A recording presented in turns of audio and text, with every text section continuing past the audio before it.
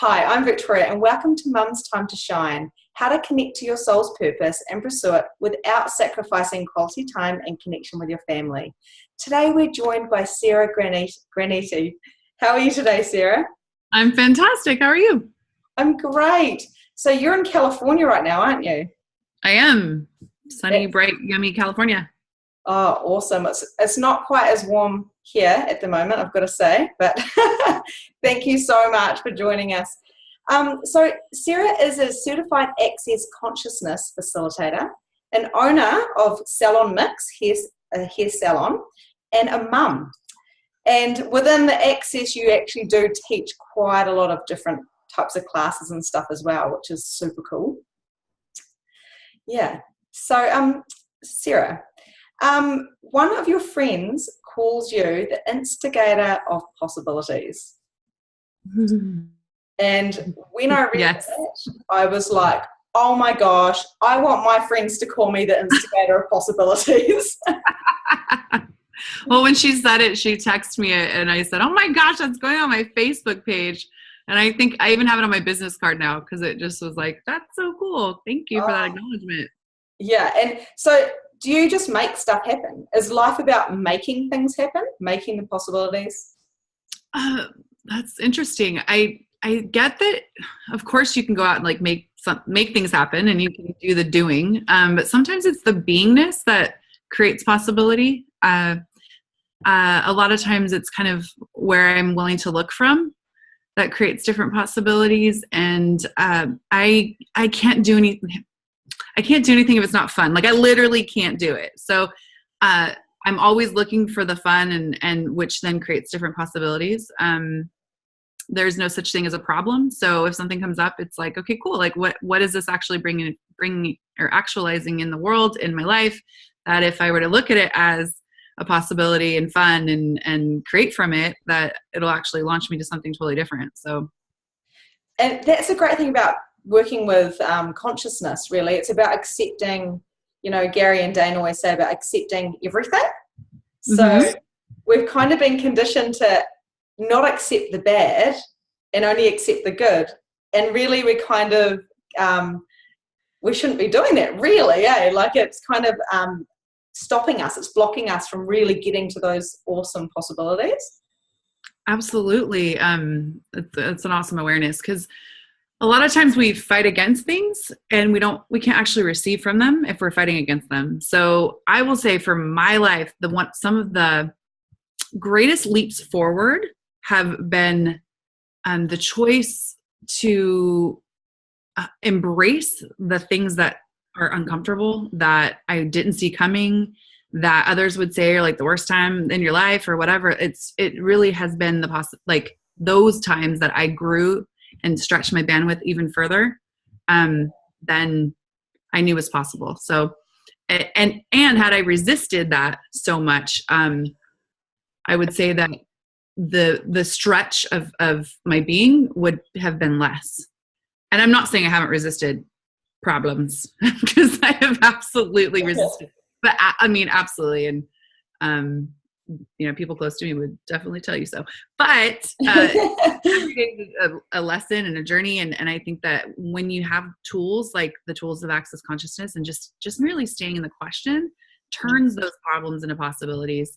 And you don't have to resist as much and like stay back from them and stay hidden and then not grow. And I mean, the access tools are completely different to how we've been taught. So this is the one thing what we've been taught that I have actually stuck to because I saw instant change. So my life instantly changed overnight. And I'm like, oh my gosh, what is going on here, So what is your favorite tool? Because I know everyone's dying to know what we're talking about here. Oh my gosh, there's so many.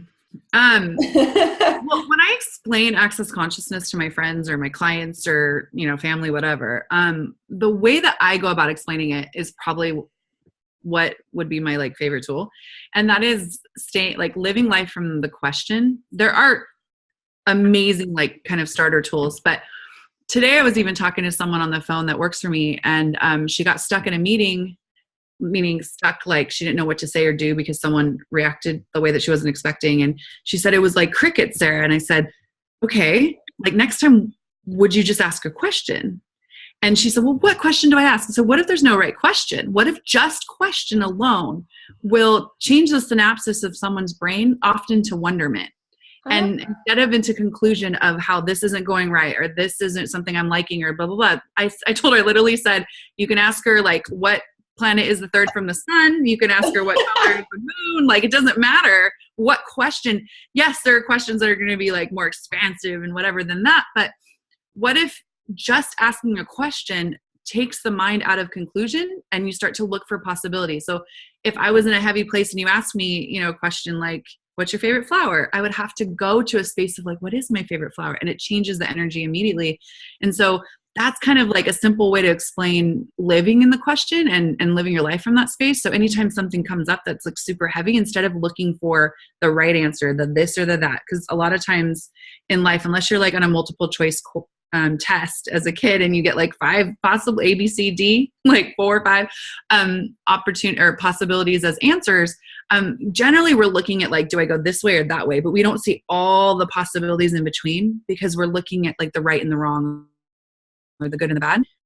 But if you ask a question, all these things can kind of show up, and then you can follow your awareness on what is light for you. So that's another question. That's another tool, light and heavy, whatever light is true for you and whatever is not. So and that is sometimes like just a question. I don't really know. And I could give you my favorite question. One of my favorite questions is what's right about that I'm not getting and what about me that I'm not getting?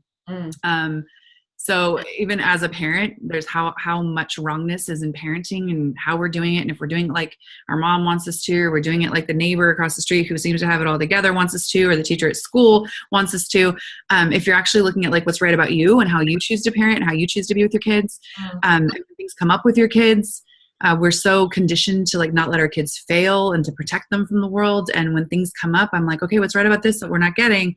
And we can kind of look at it and go, oh, because there's this space of growth now. Now you're aware of something else. Now you can choose something different. And if you didn't know that, sorry, dog. If you didn't know that, like at what point would you have learned that if this didn't show up? So we can kind of start to have gratitude for all of life. Yeah. And so do you have friends that and people that work for you that don't know access, so they're always like, what? That's random. Absolutely. And what's really funny is Dane talks about he's recently was quoted, I might misquote, so is talks about not trying to inspire but to be the inspiration. And so I like in my business, I have stylists that work for me that don't play with access at all, and yet funny enough, like there was something that happened like at the front desk, and one of the girls who's kind of been resistant to like, what's all this stuff you guys are doing? Because me and my business partner both do access and are both certified facilitators. And so we're always like in the question and like playing with tools and running bars on our clients, and they're all like looking at us. But the other day, one of our stylists walked away and looked at both of us and was like, I don't know, what else is possible here? We were like, oh my God. So, and then I was like, well, do you feel lighter? Yeah. Laughing, she's like, but they just like that way of being just rubs off on people, and they're actually starting to look for possibilities because like it's almost like you have no choice when you're around people who are always looking for that. So not no choice. I'm not taking out a choice, but you're like, oh my gosh, like I'm just being that. So it's funny. Well, so when you hang out with people with a similar frequency, it's kind of like it just kind of happens naturally, doesn't it? Yeah, totally. Where you're drawn to. So have you found? I don't know how long you've been doing this, like that I'm playing with access for, but have you found that it's changed your life and your kids' life as well? I know it's probably a silly question, but you know. No, not a silly question at all, because people, I just don't feel like we can say it enough. So I first got my bars run 18 years ago. So when Dane first started Access, he said, come to my house and let me do this funny thing on you. And I was like, okay. And then from that point, I was years before I took a foundation class because I was like, going to just keep choosing how I like to choose and create small. And then actually one of the greatest gifts happened to me. Like we, as a family kind of hit like a rock bottom, and it was really an emotional time. And I had been doing classes online for years because I had bought that as a business owner, mother of four, a wife. Like, you don't travel, you don't go see the world, you don't get to do those things. I had already made my bed and I was lying in it and I was happy. So I owned a business. I had, a beautiful family, healthy children, a healthy marriage. Like what else was there in life, right? Like, it's kind of where we pigeonhole ourselves, especially as moms, because I was raised by a martyr and I was being the best martyr that I could be. And so it was like 2.5 years ago that when that financial thing hit, and I had to make a different choice, and I had to make a demand that like this wasn't going to be my reality anymore. And so I didn't just take classes online anymore. I was like, okay, like, what do I have to choose? And I bought a ticket out of the country. I was going to Canada. I hadn't been out of the country since like my 30th birthday. When I went to like Mexico once, right? And so I was like gonna go to Vancouver, and this was such a big deal, Victoria. Like I can't even tell you. I was asking friends, I'm like, how do you get from the airport to the hotel? Like, I was so like, and now I like look at that girl and I'm like, oh my God, who was she? It's so funny. But so I went to that class, and then from that place, and sometimes it is those little choices that in the moment seem so big, but at some point you look back on the little ones and you're like, that was like the ones you thought were so big, and you're like, that's so little now, because now in the last 2 years I've been to Africa, Brazil, Australia. I'm going to Costa Rica like 10 times. I'm going to Costa Rica on Friday. Then I come home for a couple of days. I go to France, and I come home for a couple of weeks, and I go to London, and then like planning to be in Rome, in Mexico, and Italy by the end of the year. And all of that was nowhere near my reality, nowhere near possible. And it was just one little choice after another, and things started to show up, and using the tools. So yes, it's totally changed my life. Yeah. And it's not just travel. It's just like looking for possibility and knowing that things are even possible. Is like the littlest thing, like where it starts. It's the little seed when you start to go, oh my gosh, is that actually possible for me? And not just everybody else. And using the tools like what else is possible. It sounds so simple. I know so many people leave the classes and they don't pick up on them because it can't be that easy. But the people who do use them, their whole realities change. I was teaching a class last night, not an Access class, but another class. And there was 4 of us. There was 3 Access facilitators and an Access practitioner. And we all laughed, and we looked at each other and we said, a year ago, look where we were at. Now look at us. And we all laughed, and no one probably knew what we were talking about. Completely different, because we started, stepping into us and actually taking those possibilities and realizing, well, for me, I believe in magic. There was no magic, and so I stopped doing that. So I feel like I'm a 10-year-old now. That's like how I think, where I had the world on my shoulders, and I needed to be this mom, and I needed to do this, I needed to do that, and I broke completely. That breaking completely changed my life, and that's why I'm here right now, because I asked one question, and it was, who am I? What do I want? And the next minute, it's like the universe opened up and went, oh, hello, Victoria, and threw me down so much information. And I went, oh my goodness, thank goodness. Because I knew that there was more, and I knew that, you know when you start listening to your gut.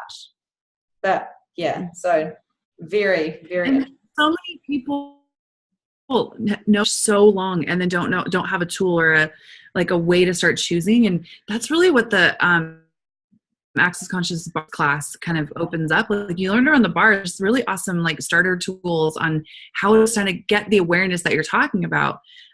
Because we all have that knowing of like, gosh, like if only I hadn't made this one choice back then I could have this bigger life, or and all the play of this reality and the way that like we're raised and how many ideas and points of view we bought as kids from our parents. And not that our parents were intending any ill harm, it's just how they were raised. So they're going to raise you the best that they can with the tools that they have.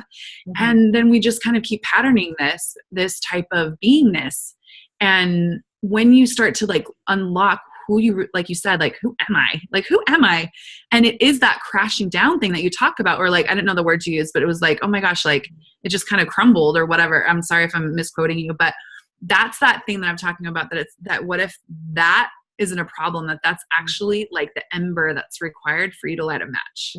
Because you can finally choose something different. And I speak an analogy all the time. And so if anybody gets on a call with me or in a class, like I announce it as my second language, but I often talk about like the road of life.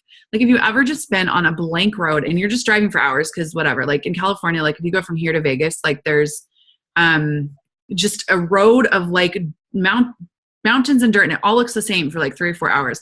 I am grateful if there's the pothole, you know what I mean? I'm grateful if there's something that comes up that makes me go, oh, like, and get back into like consciousness, you know, like, cause and that for the road of life, like, yeah, we can just keep going like we're going and keep doing the same things and have it be Groundhog Day, and that every day looks like the last day. And maybe on the weekends you let loose a little bit, and then you get back to it and you get to your routine, you did whatever. And you're not actually looking for the potholes in life, because the potholes, even the ones that like bring you to your knees, are the ones that actually you can create from, and you can look at things totally different, and you can build a different reality around. And we're so in avoidance that if we just stay at this speed and stay on this road, and it's super paved and it's super nice, and we're just going to stay here, like there's no expansion. But yet we're aware that there's an expansion possible, you know, because we've always known. And I love how you guys talk about chaos. Honestly, one of my girlfriends has got a tattoo and it says beautiful chaos. When I first saw that a year and a half ago, I totally judged it. I thought, because I was on this massive spiritual journey. I had this, you know, what I'd call a spiritual awakening. And just before I'd found Access, and I looked at it and I went, she put chaos on her arm. I've told her this, so she'll be watching. And now I said to her, oh my gosh, that tattoo is amazing. I want one just like it, because I love it. Creative chaos, we can constantly create, and also not judging. You know, I used to be very judgmental. I was brought up quite religious, and I had my morals and my ducks all lined out. I knew exactly what was going to be happening in my future. And then I look back and go, wow, I was judgmental. And now I'm not saying I'm perfect, certainly not, but I can catch myself judging. And then I laugh at myself and go, wow, you just judged. And, you know, when we say that's an interesting point of view, you can kind of swipe that out a little bit as well. So it's a continuous kind of learning and growing and being in the chaos, which I love. Totally. When the chaos conversation came out, Access, I was like, my people are here. Like that's kind of my jam. And in how I create and things kind of mess up in order to have things like fall differently and then play. I mean, I think I've always kind of created that way, but then judge myself for it. So even though I might have always had this chaos element in my world, it was so wrong all the time that I either had to like dim it down or keep it like, you know, muted a little bit, or not give all of my awareness, because it might just obliterate too many things.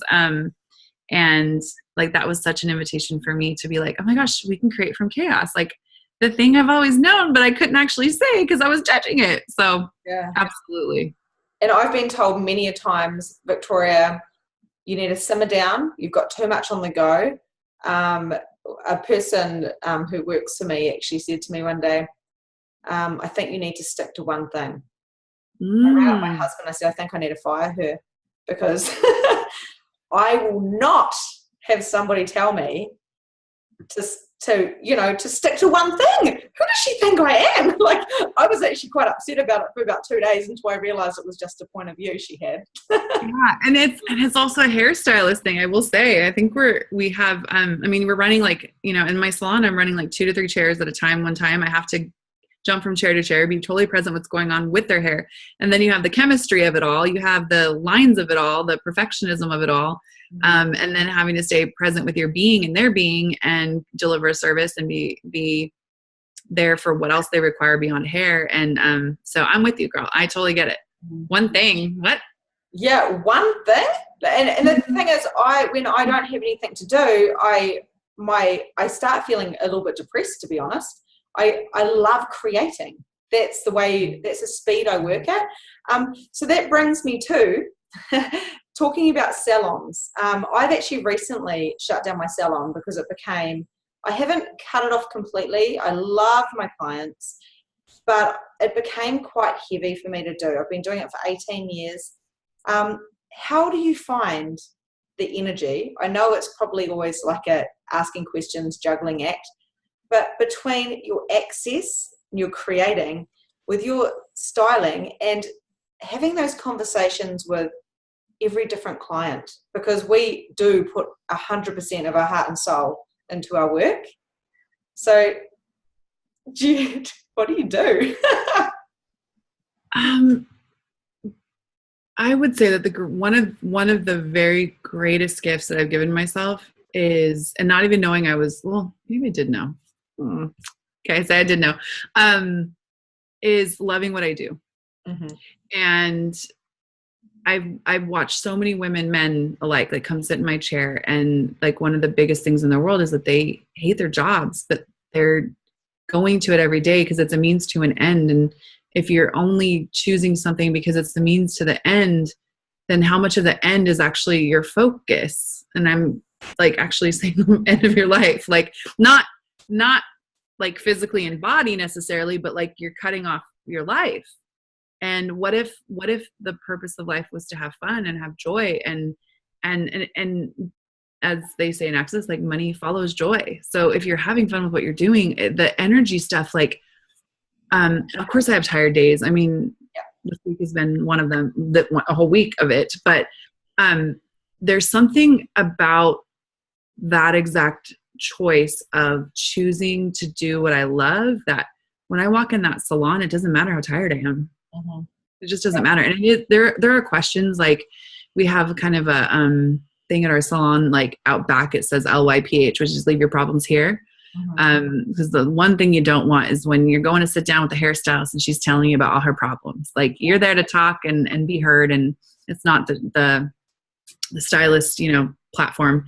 And so we have, those kind of like cultural things that help our salon to run that way. And I'm so grateful that I have a business partner who is also a certified facilitator. So we're always asking questions and looking at the culture of our salon and how we want the energy to be in the salon. And it makes it so much easier to go to work if you're going to work in a place that is like generating the lightness and the fun and the joy. And like I just hired a new girl, and she was there like 2 weeks. And after 2 weeks, I sat her down. I was like, so what have you learned? And I thought we were going to talk about like hair and, different techniques. And she's like, I didn't know work could be this fun. Like work always felt like work. And I'm just like, and all she could talk about was like more the energy and the culture and the way that we be with her than even like the hair. And I was like, okay, have you been paying attention? She's like, yeah, I'm paying attention. I'm having so much fun. And I was like, I love it. I love it so much. And then the rest is really like a family unit that just totally supports me.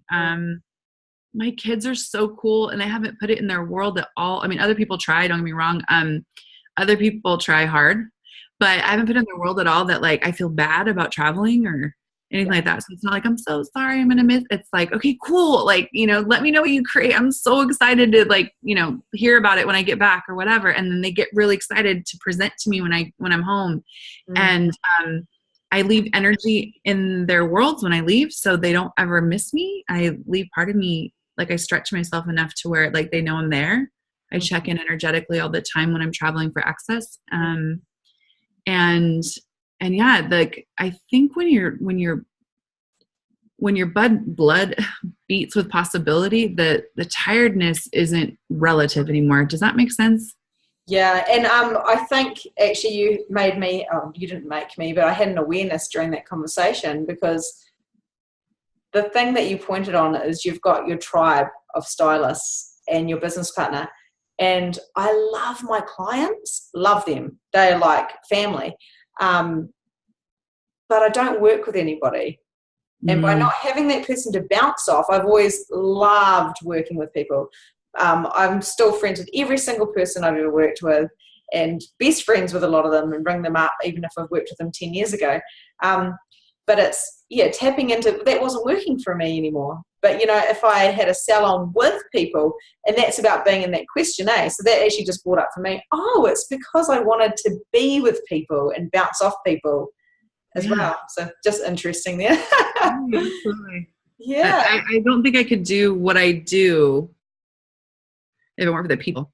Meaning, like, if I, some people there's a new thing, I don't know if they have it where you're at, but where you can buy your hair color online. So they're actual stylists that like are behind the scenes, like mixing color, but they're not really like working or interacting with people, just chemicals. Yeah. I can never do that. Like, I don't so I love what I do, but the people and the communion with other people is such a big component that I would, if it was just the art of hairstyling, I don't know that I would choose it. I would have to do something that involved people. So I totally, yeah, it's definitely, the people. Yeah, for sure. So for mums out there that get the mummy guilts, I know you just said, it's not even in your children's world about you traveling because it's just what it is and they love it. Those mums that do have that kind of mind of, I feel guilty, I don't want to leave my kids and all that type of stuff. Do you have like a piece of advice or a tool for them that they could use? Because I know there's a lot of them out there. Yeah. Well, the first thing that popped when you said that, Victoria, is that, like, is what you're choosing and traveling something that's contributing more for you in your life? So if you're doing it because you have to, you're doing it because your job's requiring it. Are you, someone's awake. Are you willing to look at creating a change? And that's like a big one, because if you are having, so first, guilt is a distractor. It's not real. It's something that's designed to distract you from what's really going on. Mm-hmm. So is the guilt coming up to show you a different possibility? Mm-hmm. So if that is light and you're like, oh my gosh, like, so then start asking questions around what else can I create? What else can I create as a job that doesn't require my traveling? Because for some moms, that's really, like, they want to be home. They want to be there for everything, Yeah. So in Access, we don't function from right and wrong or good or bad. So a mom that travels is no better of a mom or less of a mom than the mom that doesn't. So when I say these things, please get, like, I want your viewers to get that it's definitely not like making either right or wrong. So then if you get like, no, I actually really enjoy traveling. It's like, okay, where have you bought other people's points of view? That traveling's wrong and you can't be a good mom if you travel. Just try and uncreate that, let that go, run the clearing statement. And you might want to link to the clearing statement. The clearing statement. Yeah. Theclearingstatement.com is how we clear energy. Yeah. And then you can go to that website and find out more, is what I'm saying. And then look at where, so here's a great example. Two different kind of things. My youngest daughter is struggling in reading, and I was having a lot of mommy guilt that, like, well, my other ones aren't. The only thing that's different with this one is that I'm traveling during her development years, and obviously, like, it's me, and I'm the component that's changing this for her. So I had all that stuff up in my world, and I go to have like a meeting with the teacher, and I took my older child, I've got 3 older. The one just above her, so she's the 10-year-old, but I think she was like 8 at this time or whatever, and the little one was 5 or something. And I went to meet with the teacher, and the teacher had, oh my gosh, so many points of view about me, because my daughter, and I didn't know this at the time, it's just, this was up in my world that I was the problem. I have all the tools, I'm asking questions, but like literally as I'm driving up to school, knowing I'm having a conversation about reading, my daughter's not reading, and I already knew that. All of a sudden I was flooded with all this guilt. Okay. And I was like looking at that or whatever, but I hadn't really moved through it by the time I get in the classroom. So I'm like, oh my God, like, what is all this? Like, what is this energy? Like, why am I feeling so bad about myself? And I sit down and I had my other one with me. Right. And, I was laden with points of view from her, just attacked of like, well, I hear that, you're traveling a lot, and maybe if you were home, like things that you would think that like they would work into conversation. No, she just like gave it to me. If you were home, like, and I know your husband's home, but it's harder on dads. I'm like, whoa, point of view that dad can't teach someone to read. Like, wow. And so I'm living there, I'm just receiving it all. I lowered my barriers, asked my barriers, lowered, received more. And before any words came out of my mouth, my then 8-year-old looked at this teacher who was not her teacher, who she did not have any familiarity with, and was like, I think it's really cool that my mom travels. Oh. Yeah. And she said, and we all pulled together to try to help my sister read. And she's just having a hard time. She goes, but my mom And she just went, and she goes, my mom, she FaceTimed me one time from Africa, and I got to see live zebras, and I love zebras. Oh. And this teacher was just like, and I said, like, and I didn't even really have to defend any of it, because I was willing to lower my berries and just receive her interesting point of view as an interesting point of view, and still look at possibilities for my daughter. My then 8-year-old, like, just kind of rose up and was like, no, that's not our reality. And so where am I then buying other people's reality is more real than mine? Because my reality is my kids, like, of course they miss me. Like, I would be lying to you if I said that, like, they're never like, mommy, when are you coming home? Like, I miss you. Of course. But I never get on the phone and be like, I'll be there. I'm so sorry. Or, I don't deliver that energy. And I've asked my husband to do the same. When he's with the kids, like, he doesn't do the, like, I know, just 5 more days, because that's what we do, and I recently walked into my son's in high school, and he plays volleyball, and I walked into his games, and one of the moms was she might've been trying to be funny, but she looked at me and she goes, oh, it's so nice to see you. How long are you in town? And I was like, wow, that's so interesting. But that's such a juxtapose of her reality. So that's how she would phrase that, instead of like, oh, you're back, where'd you go last, or whatever. Like, she would phrase it in a way that's like, I'm vacationing if I'm with my family. Mm-hmm. And again, I felt like the barriers come up about what kind of mom I am. And I was like, I'm here. I'm going to be present with my son's game. I'm so grateful that I get to see this game. And their point of view is not going to change my reality with my kids. Mm-hmm. And as long as my kids are supported, happy, healthy, and they know that they have me and that they can call me anytime, I'll be there for them. I have their backs, and that's a huge one. Like, I have their backs. I don't live their life for them, but I have their backs at every turn. Then what does the guilt have anything to do with it? Mm. So it's really about tapping into yourself and going, actually, do I really believe in this guilt? Because realistically, and that's why I call this summit like about quality time and connection with your family. I didn't say time and being with them all the time, which is great if that's what you want. If that's what you truly want, that's beautiful. But I felt guilt because as soon as I had my kids, I was like, oh, I'm going to open a salon from home, which I was never going to do because I had a point of view about that. But I had to create because that's what I do. And now I'm creating more of lots of different types of things. And I was like, should I be feeling guilty? Because my mum wanted to stay at home forever with her 5 children, but I can't. There was something in me, I had to do something else.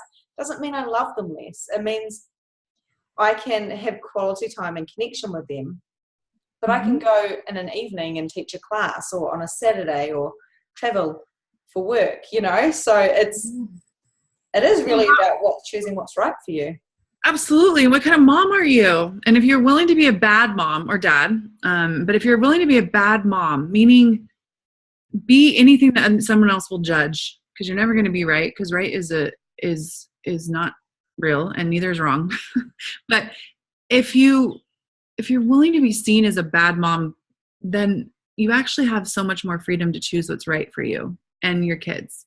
And I know for me, and this is just me, this is Sarah's point of view of parenting, I am so much more tired and unavailable if I am home with them all the time.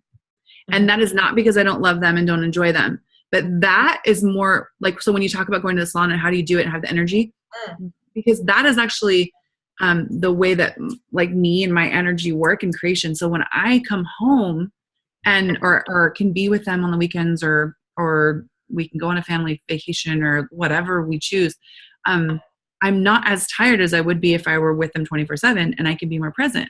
So that quality time can be different. And I don't, need to say get away. So I also watch some moms.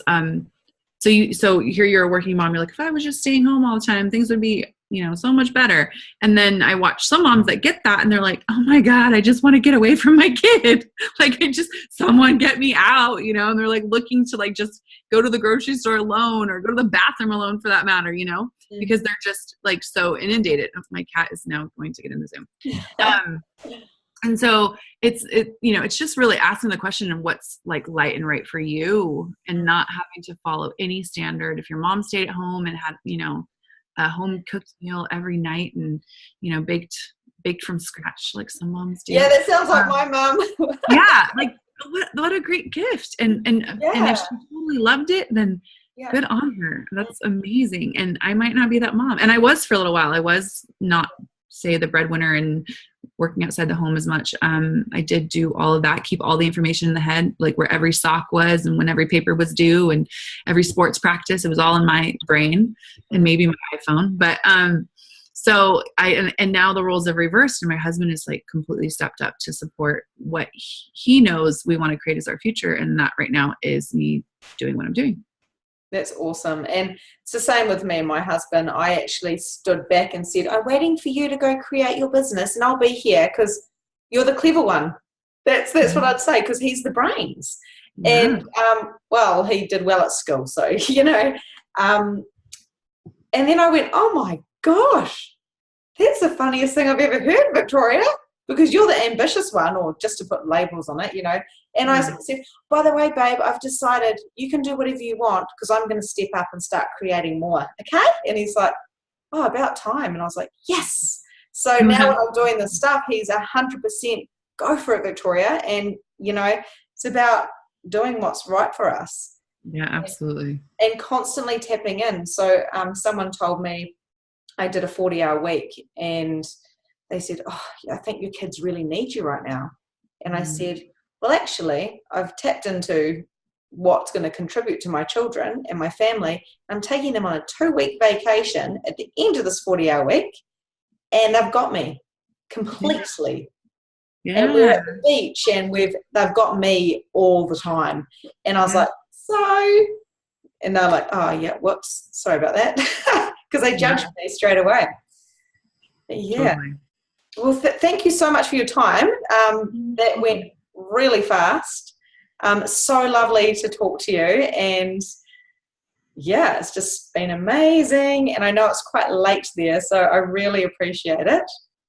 Thank you for the ease that you be in creation too, Victoria. This was fun from the start to the finish, and I'm looking forward to the summit and see what else you create in the world. And please always reach out so I can contribute, because a lot of times there's a lot of points of view around how creation has to show up, and you've had none of them, and I'm just really grateful to be a part of it. So, and I'm super excited about coming to one of those countries like that you guys are always going to, and having these 7-day events. And if you guys want to know what the bars are, I'm going to have all the links on. We haven't actually covered what running bars are, and it's amazing, and so are the tools. So lots of information. So thank you, Sarah, and we will catch up with you another time. Thanks for having me. Bye. Bye.